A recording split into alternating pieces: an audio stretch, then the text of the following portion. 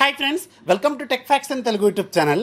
నేను మీ రఫీమ్. ఫ్రెండ్స్, ఫైనల్గా మనం ఎప్పటి నుంచో ఎదురు చూస్తున్న OnePlus Lite థింగ్, లేదంటే OnePlus 8 Lite, లేదంటే OnePlus Lite, లేదంటే OnePlus Nord, ఇలా రకరకాల పేరుతో OnePlus కంపెనీ వాళ్ళు ఒక మిడ్ రేంజ్ మొబైల్ని లాంచ్ చేయబోతున్నట్టు చాలా రోజుల నుంచి మనకి టీజ్ చేస్తూనే ఉన్నారు.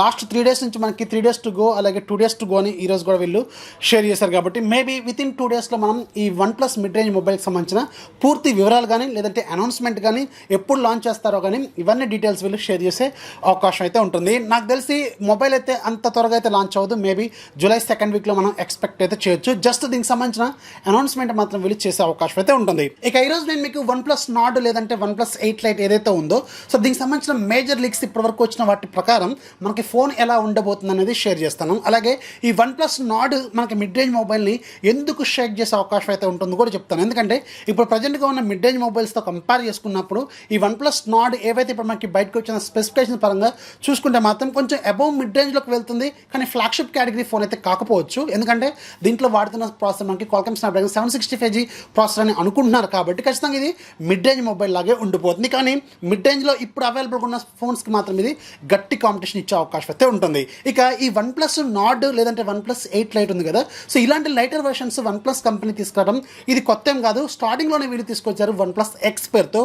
కాకపోతే అప్పుడు OnePlus కంపెనీకి అంత బ్రాండ్ ఇమేజ్ లేకపోవడం వల్ల ఆ మిడ్ రేంజ్ మొబైల్ అనేది అంత సక్సెస్ అయితే కాలేదు. కానీ ఈసారి మాత్రం ప్రజెంట్గా ఉన్న స్పెసిఫికేషన్ పరంగా చూసుకుంటే మాత్రం మిడ్ రేంజ్ మార్కెట్ను కూడా ఈ OnePlus Nord మాత్రం ఖచ్చితంగా షేక్ చేసే అవకాశం అయితే ఉంటుందని తెలుస్తుంది. ఎందుకంటే ఎక్కువ మంది ఇప్పుడు మనకి మిడ్ రేంజ్లో ఆక్సిజన్ వాయిస్ని చూడాలనుకుంటున్నారు.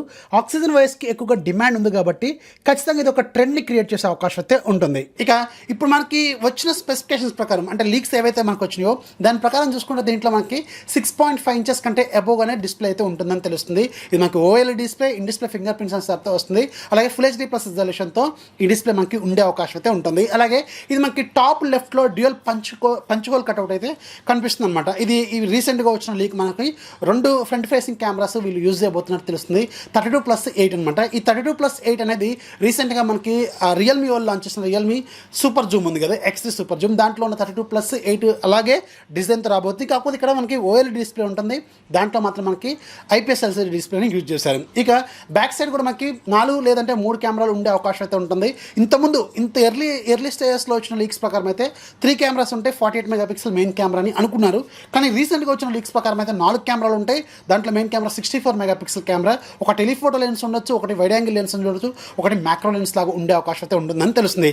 ఈ ఎన్ని కెమెరాలు ఉంటాయి అనేది మనకి అఫీషియల్గా లాంచ్ అయినప్పుడు మాత్రమే తెలుస్తుంది. ఎందుకంటే ఇప్పటివరకు మనకి ఇంటర్నెట్లో కనిపిస్తున్న ఫోటోస్ ఏవైతే ఉన్నాయో ఇవన్నీ ఊహాగానాలు, అంటే ఎస్టిమేటెడ్ పిక్చర్స్ మాత్రమే, కానీ అఫీషియల్ పిక్చర్స్ ఏవి కూడా కావన్నమాట. అంటే జస్ట్ వీటిని రెండర్స్ అంటారు, థర్డ్ పార్టీ రెండర్స్ అనమాట ఇవి. సో అందుకని ఇవి ఒరిజినల్ ఇమేజెస్ అయితే కాదు, కానీ అలాగే ఉండే అవకాశం అయితే ఉంటుంది అనమాట. అందుకే చెప్తున్నాం కదా, 3 లేదంటే 4 కెమెరాలు ఉండే అవకాశం అయితే ఉంటుంది. ఇక దీంట్లో మనకి బ్యాటరీ కూడా 4300 నుంచి 4500 mAh వరకు ఉంటుంది. ఫాస్ట్ ఛార్జింగ్ సపోర్ట్ చేస్తుంది.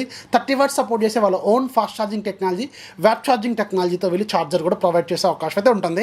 ఇక దీంట్లో వాడే ప్రాసెసర్ మనకి Qualcomm Snapdragon 765G 5G processor అనమాట. అందుకని ఇక్కడ మనకి 25,000 రూపాయల బడ్జెట్ అని అనుకుంటున్నారు. కాబట్టి 5G వస్తే మాత్రం ఖచ్చితంగా ఇది కూడా ఒక మంచి హైప్ని క్రియేట్ చేసే అవకాశం అయితే ఉంటుంది. సో చూద్దాం, మరి 25,000 రూపాయల బడ్జెట్లోనే వస్తుందని అనుకుంటున్నారు. కాబట్టి ఇక దీంట్లో మేజర్గా బేస్ ర్యామ్ మనకి 4GB లేదంటే 6GB ఉండొచ్చు.